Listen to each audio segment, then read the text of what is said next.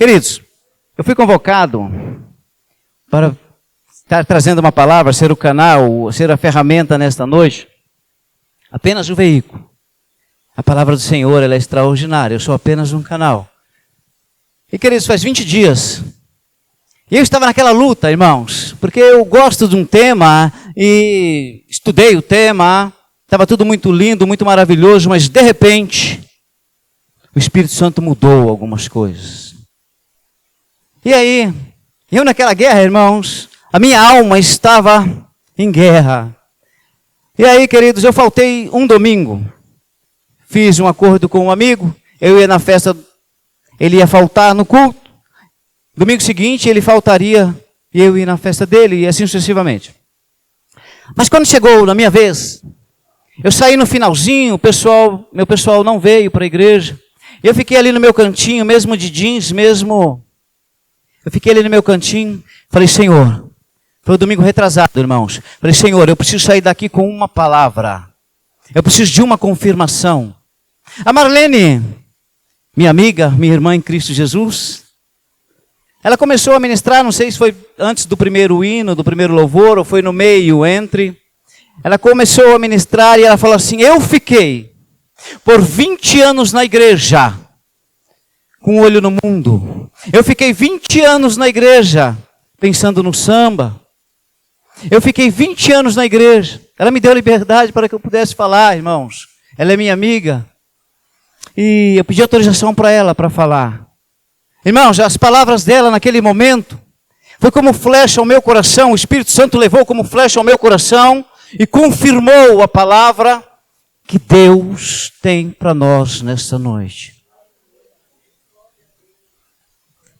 Queridos, e aí, fazendo uso de algumas ferramentas que o pregador faz, da hermenêutica, da exegese, da homilética, isso não é tudo. O Espírito Santo começou a trabalhar no meu coração, eu comecei a orar pela madrugada e ele deu esta palavra. Com certeza Deus tem uma palavra para mim e para a tua vida nesta noite. Para mim, Deus me cortou, faz 15 dias que o Espírito Santo vem cortando a minha vida. Os irmãos vão entender este contraste de testemunho com o meu testemunho nesta noite.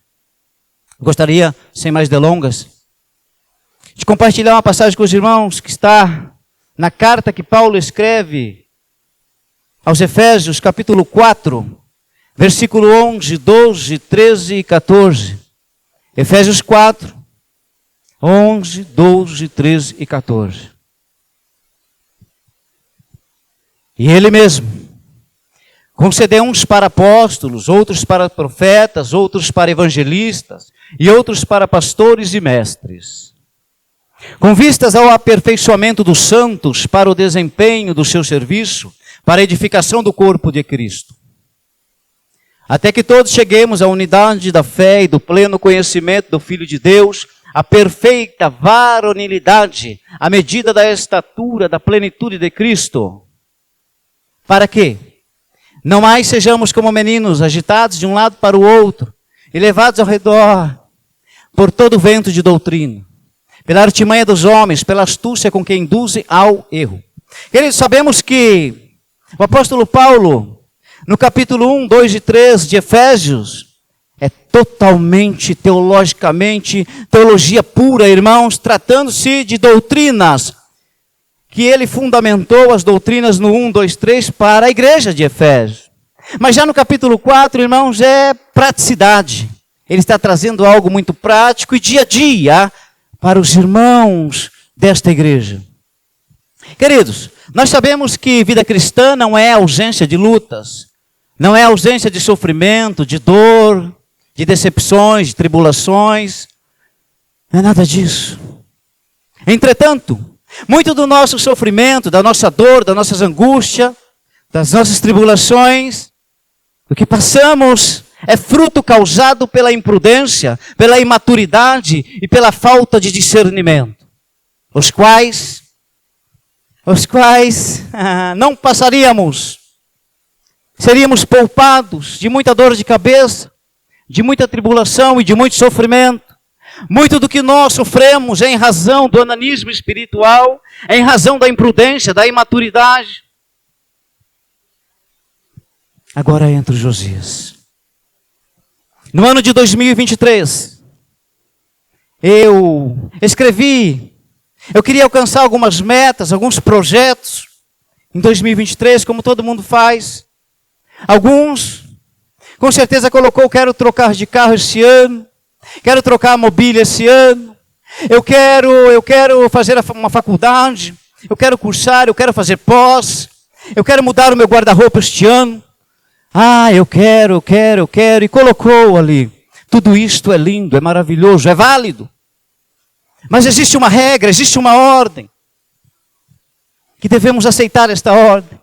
A ordem é: buscai primeiro o reino de Deus e a sua justiça, e as demais coisas Deus vai acrescentar. Deus estará em todos os meus projetos, serão lindos, maravilhosos, se eu colocá-lo em primeiro lugar. A ordem é essa. E o ano se passou, o ano de 2023 se passou. Chegou no finalzinho do ano. Eu fui fazer um balanço, uma análise na minha vida. Onde acertei, onde eu errei, onde eu preciso melhorar. O ano passado eu li 17 livros, fora a Bíblia. Mas aí, o Josias, ele lê, mas o Josias é imprudente. O Josias é imaturo, o Josias precisa melhorar em muitas áreas. E eu comecei a analisar, irmãos, onde eu errei, onde eu falhei, né? Que o pecado e o embaraço que estão de perto nos rodeia. É muito fácil detectar o que é pecado, mas o difícil é o embaraço. O ano passado, Marlene, eu me envolvi em várias situações delicadas, situações pela qual não era para mim. Me envolvi em várias confusões. Entrei em confusões que não eram minhas. Abracei causas que eu achei que era muito humilhante para alguns. Eu falei, não, eu preciso comprar essa briga aí. E depois se acertavam e eu ficava todo errado. Me envolvi em embaraços no ano passado, queridos, inimagináveis. E o saldo não foi um saldo positivo no final do ano. O que era para ser 90%, conquistei só 40% porque eu fui negligente. Eu fui imaturo. E aqui o apóstolo Paulo, ele está tratando de um assunto extremamente delicado. E ele vai aqui, irmãos. Tem crentes que têm 1, 2, 10, 20, 30 anos na igreja, não se desenvolve, estão sempre envolvidos em uma série de tropeços, de escândalos, dão cabeçadas em razão da sua imaturidade. Só estou contando porque a Marlene teve coragem de contar. O Espírito Santo, claro, usou a Marlene para contar e me deu coragem para contar. Não somos super-homens, irmãos.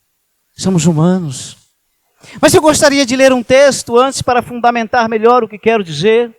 Um texto que está escrito lá na carta aos Hebreus. Capítulo 5, versículo 11, 12, 13 e 14 também. Enquanto ele prepara o texto. Queridos, alguém disse que o escritor aos Hebreus afirma que é Paulo. Irmãos, a carta aos Hebreus é um divisor de águas entre o Antigo Testamento e o Novo Testamento. É uma carta extraordinária, é uma carta única, é uma carta singular, é uma carta extraordinária. Trata de assuntos extraordinários, mas com certeza não foi Paulo. Porque no capítulo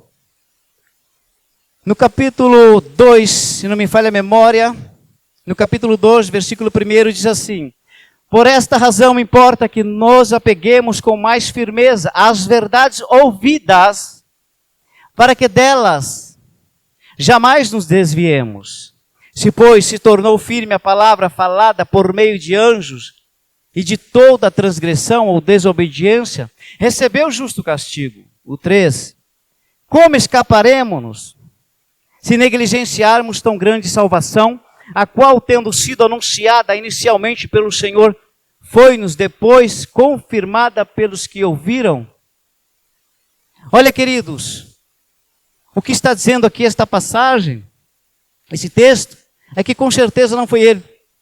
O que está dizendo que quem conheceu o Evangelho, não pelo Senhor, mas pelo que ouviram do Senhor e depois confirmaram, portanto, aqui é um crente de segunda geração e não faz parte do grupo inicial, o que tira chances de ser Paulo.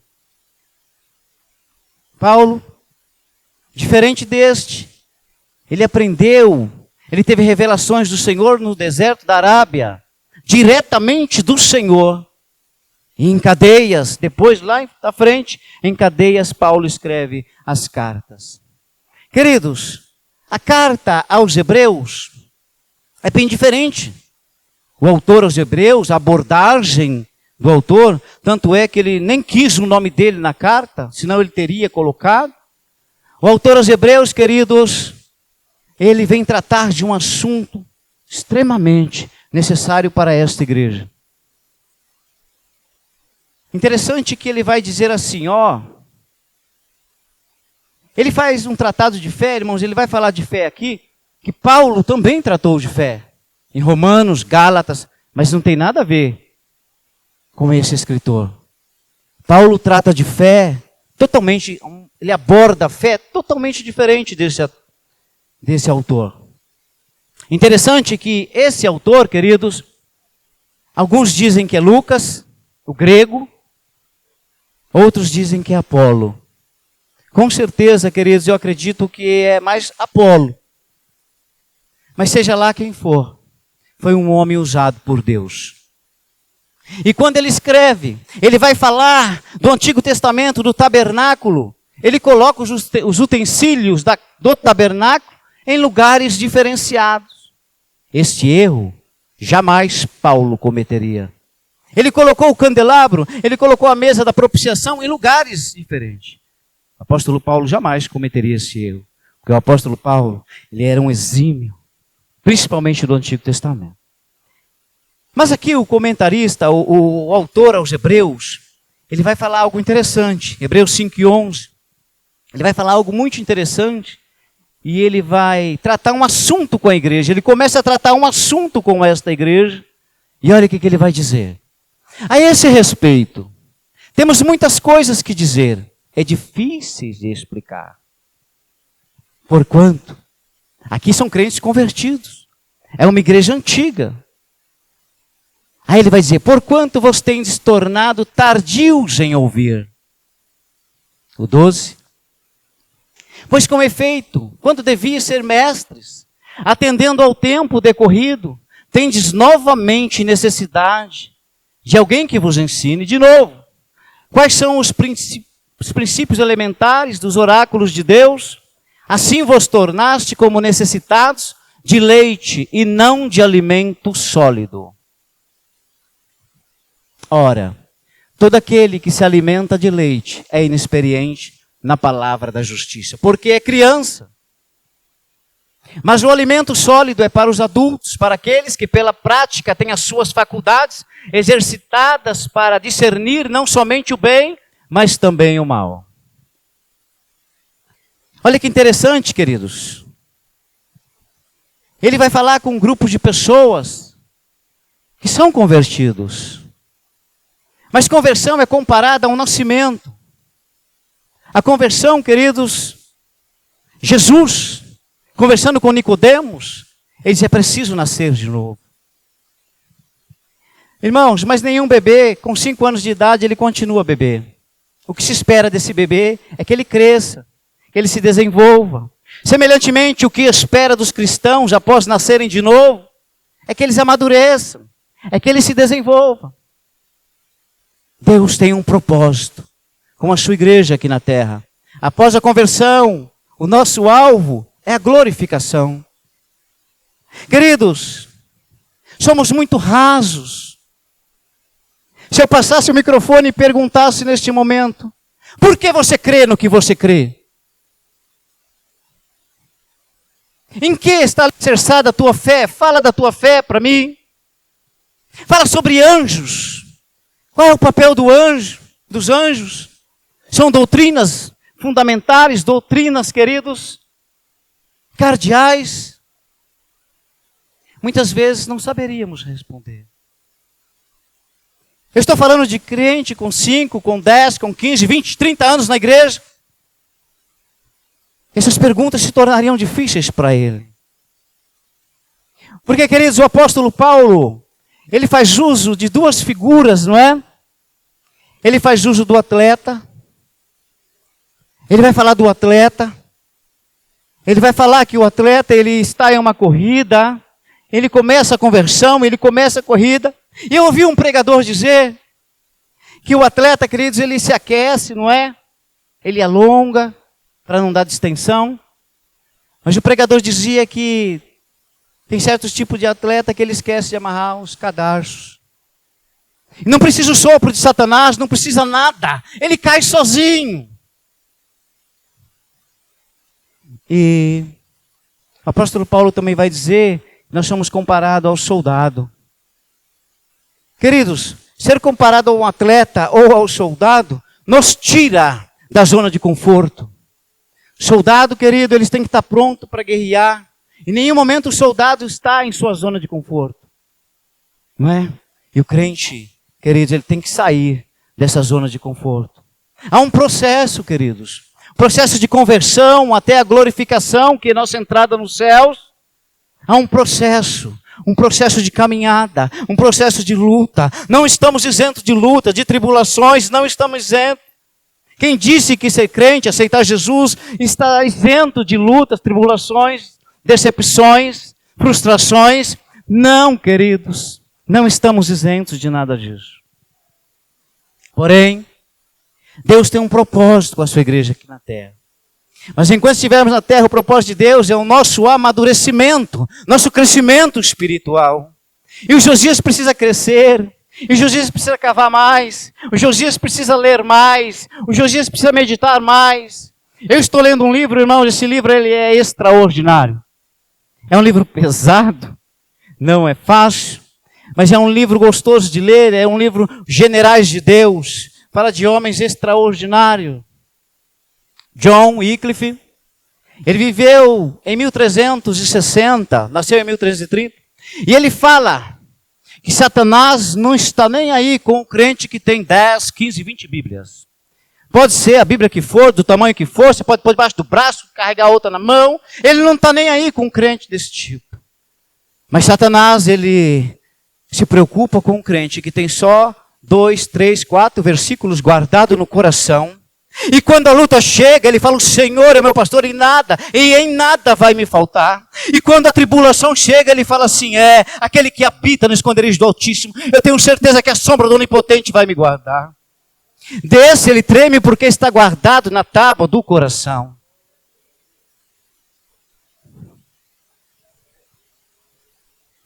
Romanos 8, 28 e 29. É um texto bem conhecido da igreja. Romanos 8, 28 e 29. Diz assim, sabemos que todas as coisas cooperam para o bem daqueles que amam a Deus, daqueles que são chamados segundo o seu propósito. Bonito esse verso. Mas é todas as coisas. O meu trabalho tem que glorificar o Senhor. A minha amizade com a Marlene tem que glorificar o Senhor. A minha amizade na escola, onde quer que eu esteja, eu tenho que ser uma carta viva, uma carta lida. Tem que glorificar o Senhor. Para quê? Aí vem o 29. Para quê? Porquanto aos que de antemão conheceu também os predestinou para serem conformes à imagem de seu Filho, a fim de que seja o primogênito entre muitos irmãos. Ah, queridos, é este o propósito. Nós temos que ser a imagem. Tudo nessa terra trabalha para aperfeiçoar, para nos fazer a imagem, o modelo, o padrão de Cristo. E é isso que o texto aos Efésios vem tratar, queridos. No verso de número 6 aos Efésios diz assim, um só Deus e Pai de todos, o qual, sobre todos, agem por meio de todos e está em todos. Mas para entendermos este verso, nós temos que ler o 8. que diz assim: por isso, diz, quando ele subiu às alturas, levou cativo o cativeiro e concedeu dons aos homens. A todos. A todos. Desde o momento que você aceitou a Jesus, você foi dotado de um dom. O seu dom edifica a minha vida. O meu dom edifica a tua vida, Marlene. Então nós nos edificamos porque você precisa de ferramentas na terra. Como Paulo está dizendo que um soldado precisa de armamento, eu e você nós precisamos, porque nós estamos em uma guerra constante. Nós precisamos. Sabemos que quando aceitamos Jesus, o Espírito Santo passou a morar na minha vida. Isso é fato. Mas nós precisamos de mais. Então o teu dom me edifica. O teu testemunho me edifica. O teu dom, o teu louvor me edifica. Tudo que vem de você me edifica. E assim nós nos completamos. Mas no verso de número 11, diz assim: e ele mesmo, aqui são dons ministeriais, irmãos. E ele mesmo concedeu uns para apóstolos, outros para profetas, outros para evangelistas e outros para pastores e mestres. Para quê? Para aperfeiçoamento dos santos. Irmãos, seja ele profeta, seja ele apóstolo, seja ele mestre, seja ele pastor, seja ele o que for, ele se torna menor do que o membro. Por quê? Porque ele está aqui para servir, ele está aqui para doar, ele está aqui para dar. Mas Paulo vai bem mais além, com vista ao aperfeiçoamento dos santos, para o desempenho de seu serviço, para a edificação do corpo de Cristo. Ah, queridos, Paulo está tratando, como eu disse no capítulo 1, 2, 3, de algo totalmente teológico, mas nesse ele vai tratar de um assunto bem prático para as nossas vidas. Paulo diz, através de quem Deus age, de quem Deus atua na igreja. No Antigo Testamento, irmãos, Deus agia através de um grupo limitado. Reis, sacerdotes, profetas. Deus age. Hoje Deus age através de toda a igreja, todos os cristãos, seja ele criança, adolescente, jovens, todos são usados pelo Espírito Santo. É como ele faz, através dos dons que ele deu à igreja. Amados, a Bíblia, ela é um livro extraordinário. A Bíblia é o manual do cristão. É muito interessante. Eu tenho um carro automático, Marlene. Eu tenho um carro automático e... para mim o que interessa no carro automático é o pedal, é o câmbio, não é? É o 4x4 quando eu precisar. Mas existe dentro do porta-luvas um manual. Mas o Josias é preguiçoso. Ele não leu o manual. Porque o Josias não leu o manual, o Josias é preguiçoso para alguns assuntos. O Josias usufrui deste carro, que tem uma tecnologia avançada.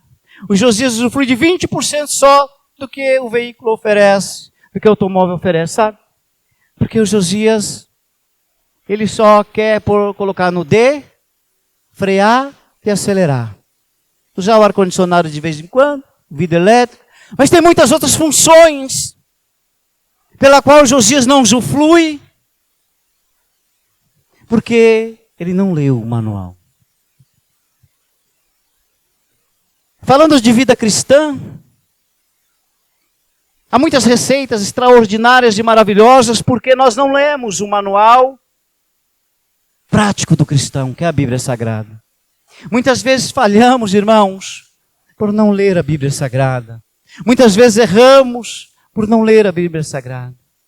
Queridos, em 1330, este homem chamado John Wycliffe, ele nasce em um contexto, ele nasceu na Inglaterra, e ele ali, queridos, foi em 1345 para 1350.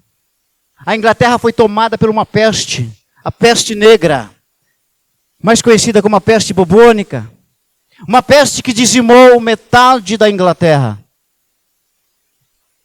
Trazida em um navio pelos ratos pulgas, não é?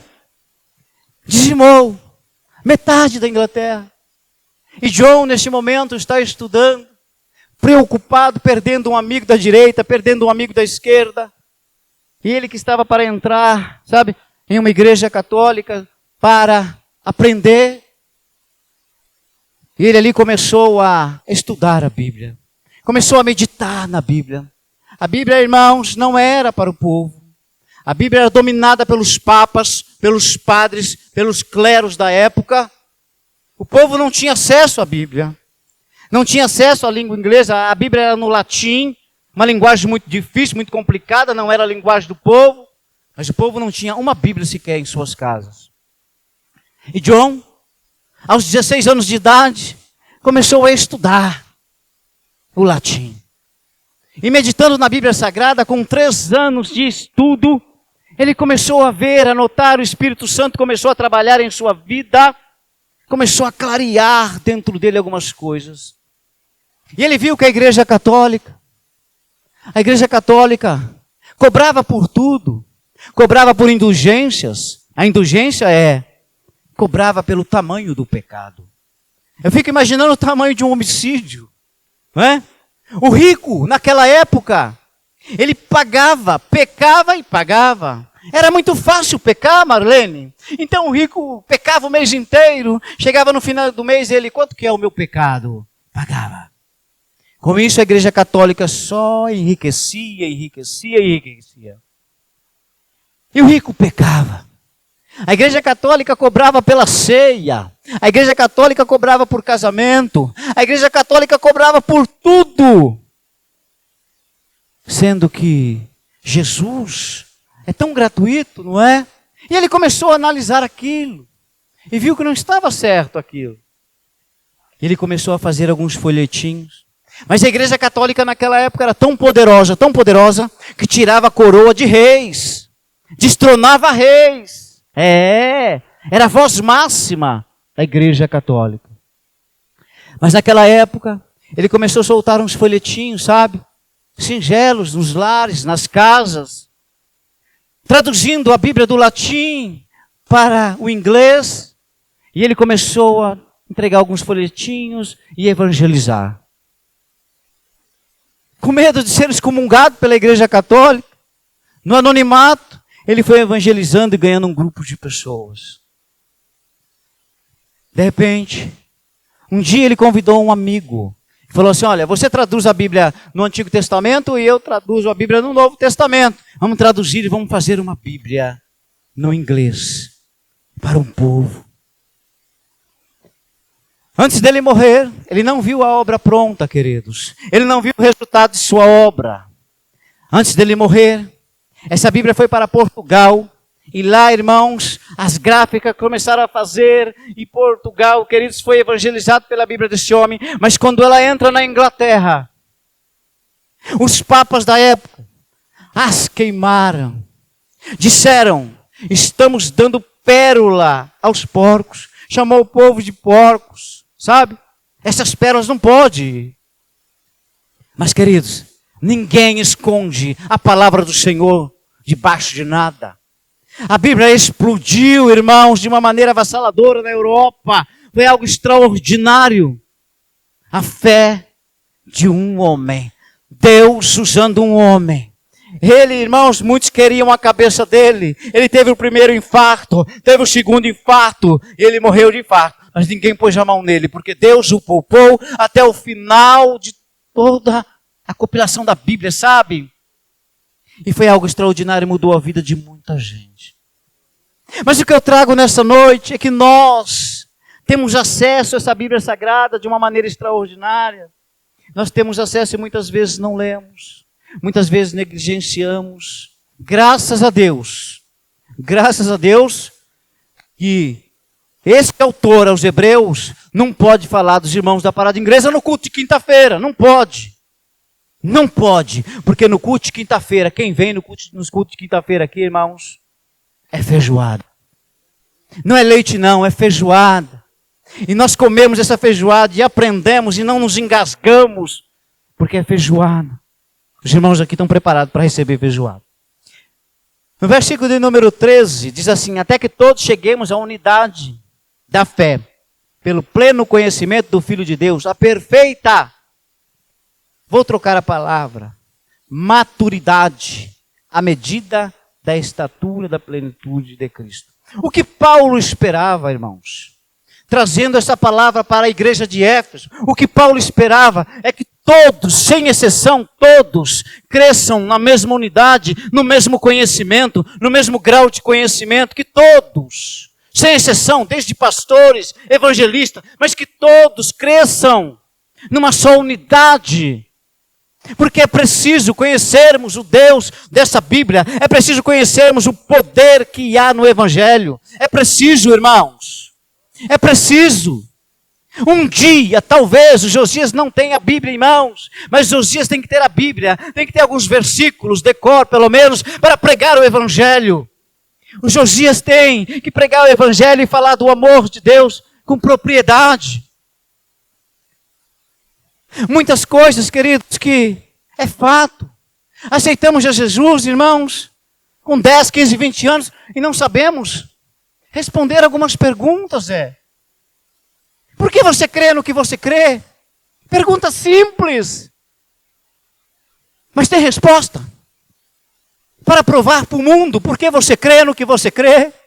Mas Buda também, Maomé também, o Islã acredita, e aí? Mas eles provam porque creem. Eles provam por A mais B porque creem. E eu, como cristão, conhecendo a Bíblia Sagrada, não sei responder porque eu creio no que creio. Tem muitas pessoas, Marlene, que ainda acreditam em tantos misticismos. Ah, querido, se eu quisesse rodar, pular aqui, profetizar, é fácil. Mas eu posso errar. Mas quando eu prego a palavra do Senhor, ela se encarrega, porque a palavra é do Senhor. O Espírito Santo que convence. Essa palavra é extraordinária, porque ela muda quadros e situações. Ela transforma, ela renova, ela cura, queridos, a palavra do Senhor é extraordinária. Mudou a minha história. Mudou a história de tantos. Olha, queridos, o verso 14 diz assim: para que não mais sejamos como meninos, agitados de um lado para o outro, e levados ao redor por todo o vento de doutrina, pela artimanha dos homens, pela astúcia com que induzem ao erro. Ah, queridos, o que a gente mais vê por aí são igrejas, que a pessoa começa a rodar, e fica ali 30 minutos rodando, e sabe? E cadê a palavra? Se perguntarem, qual foi o tema, qual foi a palavra que o pastor, que alguém pregou? Não sei. Porque não teve palavra. A palavra é quem nos sustenta. A palavra é quem nos dá ajuda. A palavra é quem dá vida. A palavra é quem restaura. É a palavra quem renova através da pessoa do Espírito Santo. Eu poderia citar aqui algumas vidas, irmãos, dentro de pouco tempo que estou aqui, 4 anos, mas eu poderia citar algumas vidas. A do Lucas, por exemplo. O Lucas, irmãos, ele não falta culto. Ele vem nos cultos. Só Deus sabe a luta que ele passa. Só o Espírito Santo sabe a luta que ele passa. A guerra que ele trava dentro dele. A guerra, irmãos, só o Espírito Santo sabe e ele. Mas ele vem nos cultos. E a palavra vai transformando. Dia a dia a palavra vai tocando. Dia a dia a palavra vai mudando. Dia a dia a palavra vai colocando nojo em algumas situações. E o Lucas vem sendo mudado, transformado pela palavra. A palavra tem um poder extraordinário para mudar. Eu vejo a esposa do Zé. O Zé na oração. E o Zé vem, busca a palavra para ela. Mas de repente, a gente está vendo nitidamente uma mudança. Sabe, queridos, uma mudança, porque aqui se prega a palavra de domingo, se prega a palavra de segunda, se prega de quinta, então a palavra vai penetrando, e vai entrando hoje, batendo neste coração de pedra, e de repente o Espírito Santo vai tocando, e vai mudando, e vai mudando, e vai mudando. Não existe Não é mágica, irmãos. A pessoa entra hoje cheia de vícios, cheia de problemas. Não é de um dia para o outro. Não, o Espírito Santo vai trabalhando de uma maneira extraordinária. O pastor mesmo disse, ele não trabalha no meu temperamento, ele trabalha no meu caráter. E vai mudando o meu caráter, a minha atitude. E vai mudando e moldando a minha vida. Mas o que eu quero te dizer nessa noite é que para não se levarmos, queridos, para nos alimentarmos, sabe, desse manjar maravilhoso que é a Bíblia Sagrada, é preciso lermos, comermos, sabe, irmãos, degustarmos a Bíblia Sagrada. Eu fico impressionado com a Renatinha. A Renatinha todo dia ela me manda, ela lê 3 capítulos por dia, ela já está em 2 Samuel, começou não sei quantos, foi em novembro, se foi em dezembro, mas ela já está em 2 Samuel 20, 21 e 22, e ela vai me passando, e eu fico muito feliz com isso, sabe?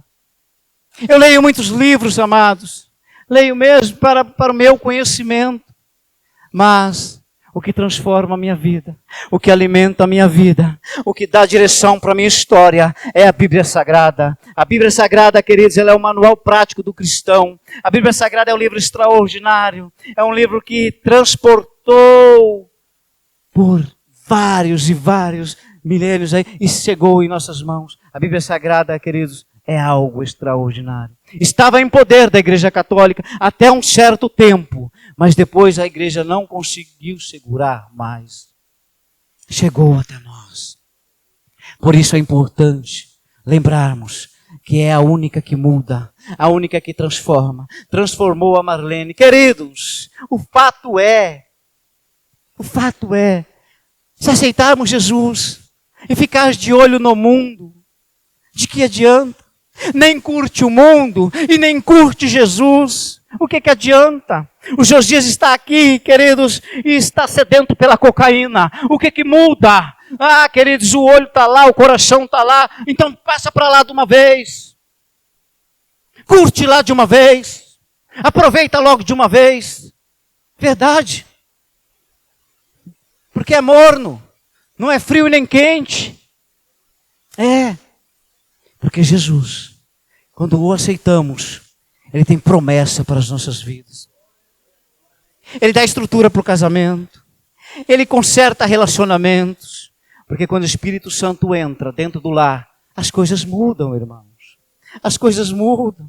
Toca na esposa para dar força para o marido, e assim vai, e é algo extraordinário. Eu tenho visto, irmãos, pessoas sendo edificadas neste lugar, porque a Bíblia Sagrada tem mudado histórias aqui neste lugar. Vale a pena, queridos, vale a pena servirmos a esse Deus tão maravilhoso. E Paulo estava querendo trazer um assunto teológico, um assunto doutrinário, um assunto tão maravilhoso aqui, e eles não estavam entendendo. Eles não queriam entender. Mesma coisa, o escritor aos Hebreus estava tentando trazer um assunto de evangelismo, talvez, um assunto de crescimento, talvez, e ele viu que os irmãos não estavam entendendo nada. Mas eu espero que neste ano, se você projetou, se você sonhou em mudança de vida, se você sonhou em mudar de carro, se você sonhou em mudar de casa, se você colocou num papel, coloque acima de tudo, buscar o Senhor em primeiro lugar. Buscar o Senhor, sabe, queridos, porque buscando ao Senhor, Ele estará em todos os teus projetos. Você vai ter projeto com êxito, você vai ter projetos extraordinários em tuas mãos, porque você colocou o Senhor em primeiro lugar. E as demais coisas, irmãos, Ele faz, Ele acrescenta. Nós temos um Deus extraordinário. O fato de estarmos vivos, como foi dito aqui, já é privilégio, irmãos. O fato de Deus ter nos escolhido já é privilégio, irmãos. Não fui eu que escolhi o Senhor. Quem disse que foi você que escolheu Deus? Foi Ele que te escolheu. Foi Ele que te escolheu. Deus te escolheu e colocou na videira que é Jesus. Ligou você na videira, não é? Ligou você na videira.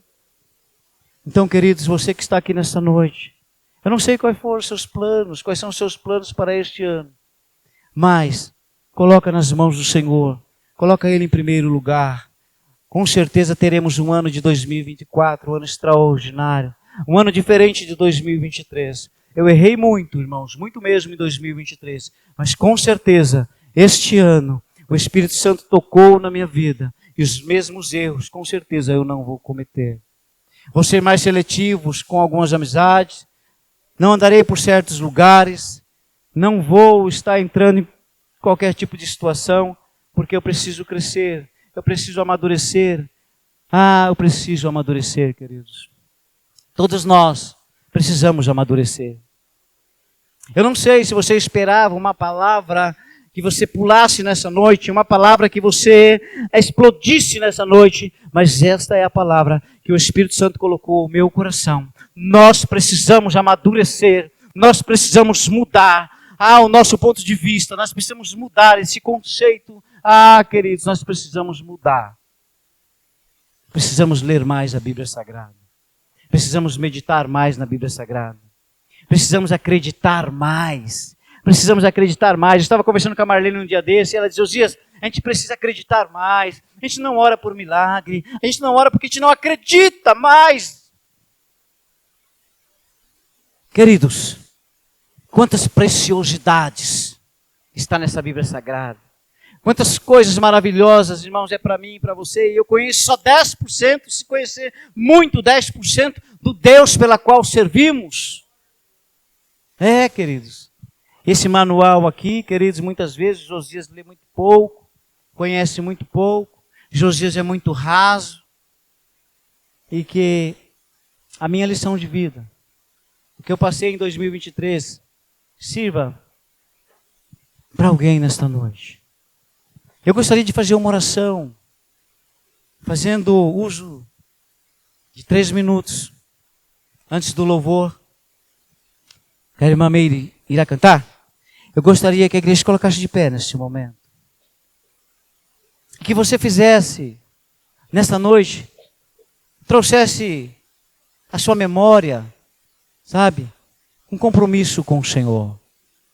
Com aquele que pode restaurar o teu casamento, com aquele que pode restaurar a tua história, com aquele que pode mudar o trajeto da tua vida, com aquele que pode curar a tua alma. O que nós estamos mais vendo por aí, irmãos, são pessoas ansiosas, preocupadas com o amanhã, preocupadas com o emprego, preocupadas com a saúde. Estamos vivendo isso. Mas a Bíblia diz assim, olha, o meu povo erra por falta de conhecimento. O meu povo erra por falta de conhecimento. E outra palavra diz assim, conhecereis a verdade, e a verdade vos libertará. Que verdade é essa? É a Bíblia Sagrada, irmãos. É a nossa regra de fé, é o nosso manual extraordinário. Que lemos tão pouco e meditamos nele tão pouco. Que venhamos ler mais esse ano, aprender mais com Jesus esse ano. Senhor, meu Deus, meu Pai.